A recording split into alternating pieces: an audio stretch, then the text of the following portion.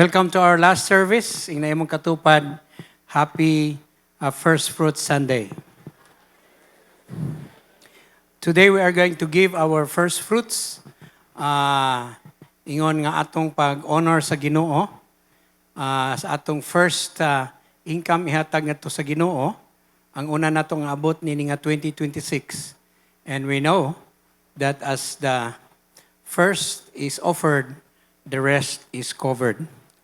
Before we come to our first fruits giving, in honoring God, very quickly, let me just remind you this very simple message why we give our first fruits. What will be our attitude? In Proverbs chapter 3, verse 9, honor the Lord with your wealth and with the first fruits of all your crops. This is honoring the Lord. Mao kini ang pagpasinungog sa Ginoo. There are three things here that I would like to share with you quickly about honoring the Lord. Na makita sa 1 Chronicles chapter 29 verses 14 to 11 to 14. Dili na lang nako basahon, but let me emphasize here about what David says, why he gave unto the Lord so generously. Kung mao ni ang atong attitude sa atong kasing-kasing, having all this knowledge, I believe that we have given with a pure heart. The first is dunay pangutana, who am I? No? Kinsa man kod. We have to ask the question, who am I? Everybody say, who am I? Ingnang imong katupad bi, who are you? We need to know this because there are some people who has a wrong notion of who they are. Si Psalmist David, ingon nga hari, no? As king as he was, in verse 14, he asked this question. When they gave before the Lord, this was his question. But who am I and who are my people? Kinsa man ko o kinsa man ang mga katawhan. We have to establish the fact that we need to know who we are. Kay usahay man gud makigsuunan kanang I maunay makakos sa pride that sometimes when we give unto the Lord, we have a wrong motive. We are so proud, taas kay taggarbo, because we thought that because of who we are, because of our achievement, atong naangkon ang tanan nga wealth nga gihatag sa Ginoo kanato. And so we have to understand the motive and the attitude of Psalmist David when he faced before God. Iyang gipangutana ang iyang kagulingon, who is he? Because kung imong makita igsuon kini nga verse, if we will read it the whole passage, ikan sa 11 nga to sa 14, iyang nakita nga God owns everything and He has just nothing. In 1 Timothy chapter 6 verse 7, sabi dito, for we brought nothing into the world and we can take nothing out of it. We have to establish that we are just nothing. Everybody say, I am nothing. Natao tanining kalibutana nga walay dala. You know, kinsa may natao din nga naanam ko daay sinina, you know, you get out from your mother's womb and you have everything. We have nothing. And then nag-ingon ba lang sulatan, we are going to return nothing. When we die, we can take nothing out of this world. Bisag pila pa na kamilyon ang imong na-accumulate, we are just nothing. Because all we have in this world was just given to us by God. In fact, si Job, he understood this, mga kaigsuunan. You know, when Job faced great trials sa iyang kinabuhi, if you will look and read the book of Job, he was so blessed by God because he was a perfect man. Ang word nga gigamit sa King James, he was a perfect man. He was serving the Lord. And he feared God. He kept his integrity. And because of that, the Lord blessed him. So much so, mga kaigsuunan, financially, physically, and spiritually. Daghan kayo siya kabtangan. Daghan kayo siya mga kamilyo, kabakahan, kaumahan. He was so blessed with a great family. And he was so blessed by God because of his obedience to God. However, there was a time in his life that he was tested. The devil challenged his faith. Giingnan sayawa ang Dios. Kanang tawhana nangalagad lang na sa imo because you blessed him. And that is the difference, mga kaigsuunan. Why do you serve the Lord? Why do you come to church? You know, ang notion sa yawa, mga kaigsuunan, nga si Job was just serving God because of the blessing. Because of the prosperity that he earned of his righteousness, of his being holy before God. However, nasayop ang yawa, igsuon. And I pray nga sama unta kita kang Job. Si Job, mga kaigsuunan, was serving the Lord not because of the blessing. You know, there is a controversial subject, mga kaigsuunan, or doctrine, gitawag nila og prosperity gospel. Kanang prosperity gospel is that, you serve God because you are just after of the blessing of God. You know, kung mangalagad ka sa Ginoo, if you will do this and do that, God is going to bless you. And a lot of people fall into the trap nga, they are going to serve God with the motivation that God is going to bless them. I am going to do this. Lord God, you have to bless me, bless my business, bless my family, bless my work, promote me, oh God. And if that is the motive, why you serve God, because you are just after of the blessing of God, you're wrong. It becomes a prosperity gospel. Because ang imong motive is just to prosper. You serve God if He will prosper you. But what if ang mahitabo sa imong kinabuhi, kuhaon ang tangan? After all, God has blessed you with all the blessings, even millions tingali of pesos, and then all of a sudden, mawala ang tanang mga butang. This was happened to Job. This happened to Job, brother. Nahitabo igsuon nga sa takulahaw lang. Ang tanan niyang kabtangan, tanan niyang mga manggad, mga kahayupan, ang kaumahan, was taken away from him. No? In fact, bisan pagani ay mga anak, 7 of them simultaneously died because of an earthquake. When the news came to him, this was his response. In Job 1:21, naked I came from my mother's womb, and naked will I depart. The Lord gave, and the Lord has taken away. May the name of the Lord be praised. What a heart, brothers and sisters. Atong makita nga, he was not just after of the prosperity. He was not just after of the blessing of God, because he understood that he was just a steward. Gisaligan lang siya, igsuon. So pag abot sa mga pagsulay, let me remind you, God has blessed you, God has promoted you, but when problems come, pag abot sa mga trials, sama usab kita unta kang Job, and just like David, makayon kita, who am I? I am just nothing. I came out from this world nothing. And Job said, the Lord has given and the Lord has taken away. Blessed be the name of the Lord. So who am I? Kinahanglan ang atong attitude. Kita sinaligan lang sa Ginoo. Wala tay ato, we are nothing, but God entrusted us.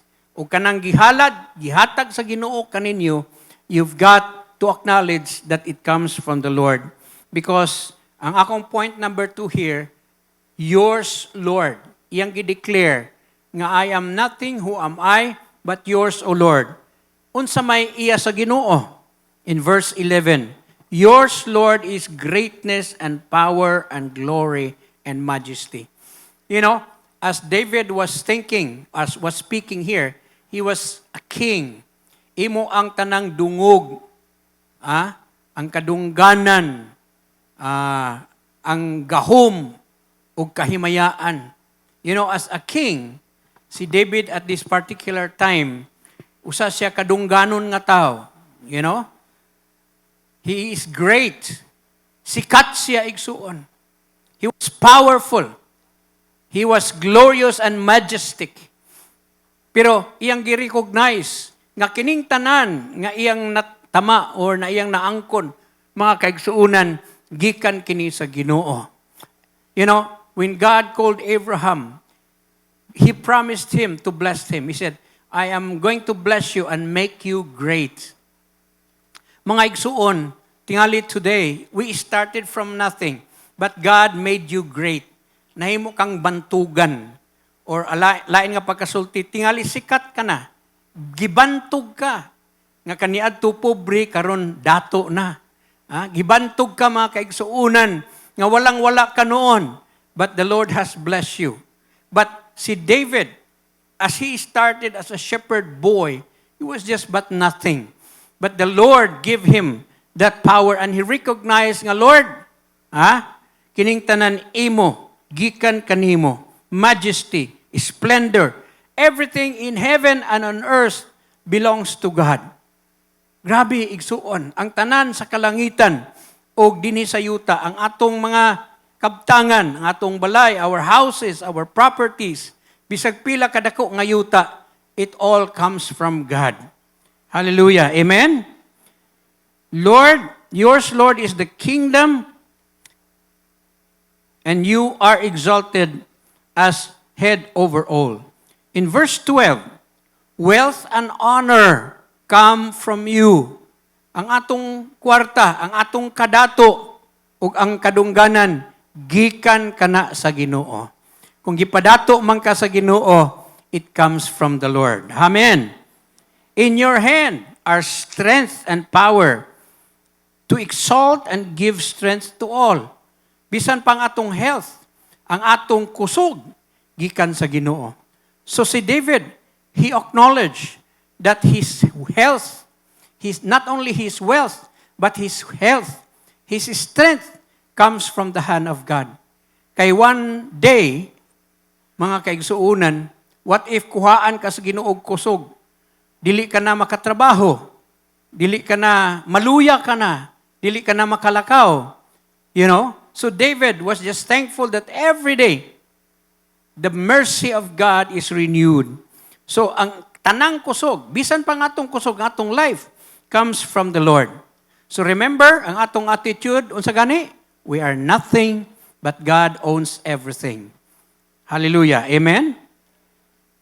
What will be our response? Ang atong response, mga kaigsuunan, mao kini. First of all, give Him thanks. Ato siyang pasalamatan. Having that notion that we don't own everything, we are just nothing, and God owns everything, and we are just stewards of what we are today. Ingon sa verse 13, and now, our God, we give you thanks and praise your glorious name. So, si David was thankful. Mapasalamaton siya because bisan pa sa iyang nothingness, God has blessed him. So thankfulness is very important. Every day we need to thank the Lord. Pasalamatan nato ang Ginoo. Pagmata nato, Lord, thank you for your strength. Thank you for the breath. Thank you for the life. Thank you for the strength. Thank you for all the blessings, Lord. Thank you for the house. Thank you for the clothes. Thank you for the car. Pasalamatan nato siyang tanan. Because as I said, we started with nothing. Letter B, acknowledge who you are. In other words, we need to humble ourselves. As I mentioned, he asked himself, who am I? You know? And who are these people? So we have to recognize nga si David, as he give thanks to the Lord, he humbled himself. You know, you can only be thankful to the Lord if you acknowledge that you are nothing. It's just by the mercy and the grace of God. So let's humble ourselves. First of all, let's be thankful and let's be humble. Amen? Because ang humble nga tao, i-lift up sa Ginoo. Humble yourselves in the most holy, in the presence of God, and He is going to lift you up. And number 3, give generously to the Lord. You know, don't just give Him thanks. Don't just give Him, acknowledge that you are nothing and humble yourself. We have to express that gratitude by our generous giving. Our giving, igsuon, is a tangible expression of our thanks to the Lord. In verse 14, kung basahaw nato diritso, and who am I and who are my people that we should be able to give generously as this? Give generously. Don't just give, but give generously. Kung sa ibot, ibasabot sa generously, liberal, there is no limit. Murabag unlimited nga rice, there is no limit, igsuon. Why? Because God's blessing is unlimited to you. That is why dili nato pugnan ang atong paghatag sa Ginoo. Sometimes we just thought that kadaghanan kanato we give our tithes unto the Lord 10%, no? And that is the limit, 10%. We give our 10% to the Lord. But in giving our ang atong first fruits, it's unlimited to the extent that you even can give all. Imong ihatag ang tanan ngadto kaniya. So nag-ingon siya that we should be able to give generously as this. Even comes from you. Everything comes from you, and we have given only what comes from your hand. So let us remember, ang tanan nato nga paghatag, it comes from the Lord. Dili ka na gikan sa imo. Mayong ka nga akong ihatag kini nga ang akong income. It's not even yours. It comes from the Lord. God has just blessed you. Ang uban kanato igsuon, tingali we started with a little amount and then God promoted you, God give you an increase. But as you have been blessed by God, everything comes from God and you have to recognize it. And then what will be our attitude in responding? How do we give unto the Lord? Nini nga ato nga first fruits. Ako naman ang gi-emphasize o gibasa ganiha sa pag-challenge sa atong offering, 2 Corinthians chapter 9 verse 7. Each of you, everybody say each of you. Hinay mong katupad apil ka ani. Dili ko buot nga somebody will be left behind. That's why we need to participate mga kaigsuunan, because this is an opportunity for us to be able to give.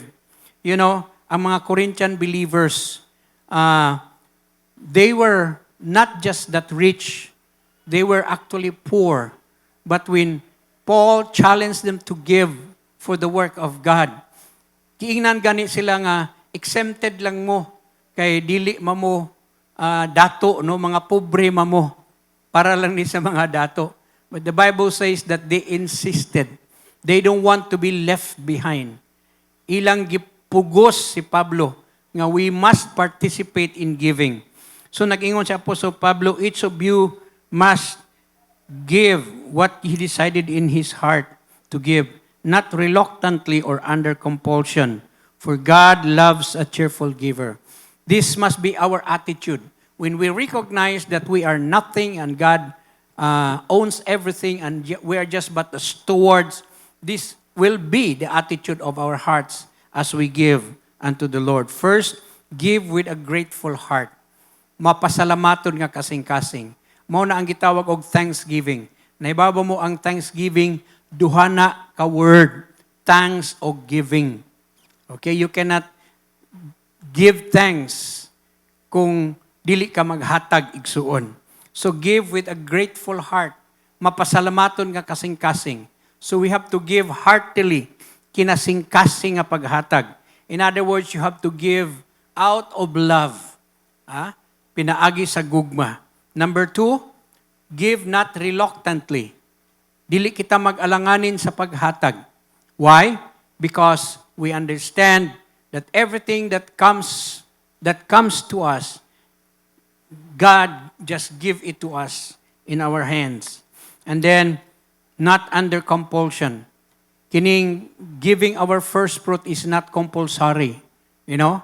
But we just give you an opportunity to be able to test God, to honor God sa atong mga kinabuhi. So this is not compulsory. Don't give nga parang napugos ka, napilitan ka. You know, when you have that attitude that everything comes from God and you are nothing, and then you are thankful to God, kusang loob, because you love God, imong ihatag igsuon. Not under compulsion, but give cheerfully. Malipayon ka maghatag. Malipayon ba ta igsuon? Let's be happy, you know? Ganiha sa diha nga nag-offer me sa Ginoo sa second service. Ang bata mo may nagbutang, no? Siya smile, hallelujah. And then pag drop niya, siyang katawa siya, tuwa na, wala na. You know, kita na ko nga, nalipay siya. Nga he was able to release it.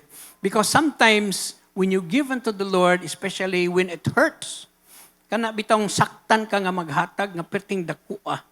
And then when you release it, you are going to release the blessing of God and you can give joyfully. Malipayon ka nga nakarelease sa paghatag. Amen?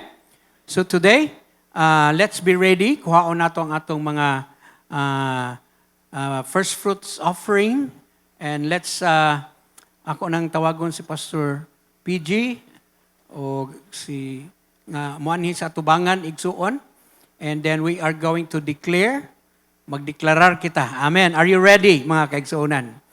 Okay, so in this section, we will be standing here with Pastor Nelly. And then, dining side, Pastor PG will also be standing here. And we are going to pronounce priestly blessing para sa inyo o sa inyong family. It's good to experience the blessing of the Lord. And we are going to anoint you. Okay? We're going to anoint you, brothers and sisters. This is very exciting. Very exciting that as we start this year, sa ako nang gikaingon, if the first is offered, the rest is covered. This is the first, and we offer it to the Lord, and the rest will be covered. Hallelujah. You cannot outgive God. Praise God. So let's all arise.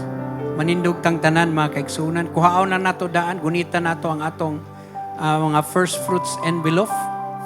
And we are going to give thanks to the Lord. Atong pasalamatan ang Ginoo. And we are going to declare the blessing of God over your life.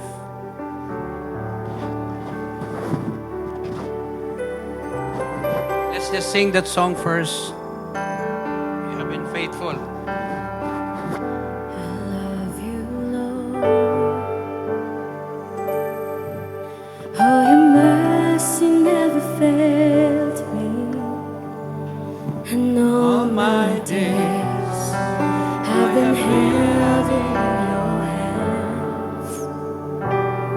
From the moment that I wake up till I lay my head, oh, I will sing of the goodness of God. All my life. All my life you have been faithful. And all my life you have been so, so good. With every breath that I am able, oh, I will sing of the goodness of God. I love you.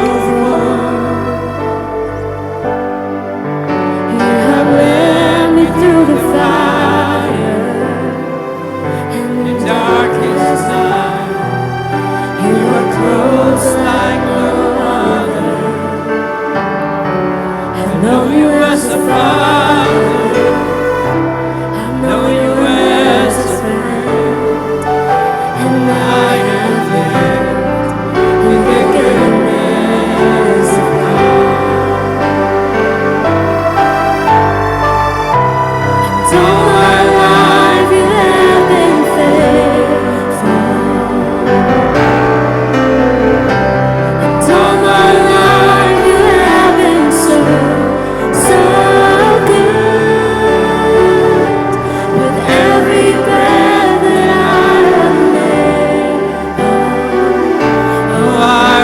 sing of the goodness of God. Your goodness. Your goodness is running after me. Your goodness is running after me. With my life laid down, I surrender now. I give you everything. 'Cause your goodness is running after me. All my life. And all my life you have been faithful. And all my life you have been so good. With every breath that I am able, oh, I will sing of the goodness of God. Oh, I will sing. Of the goodness of God. Oh, I will sing of the goodness of God. Kuha na to atong mga first fruits envelope as we declare this before God. And after this, Pastor Joel will blow the shofar. This is what they do in Israel as they open the presence of God and declare the blessing of God amongst the people. Everybody, yours, Lord, is the greatness and the power and the glory and the majesty and the splendor, for everything in heaven and earth is yours. Yours, Lord, is the kingdom. You are exalted as head over all. Wealth and honor come from you. You are ruler of all things. In your hands are strength and power to exalt and give strength to all. Now, our God, we give thanks and praise your glorious name. But who am I and your people that we should be able to give as generously as this? Everything comes from you, and you have given only that comes from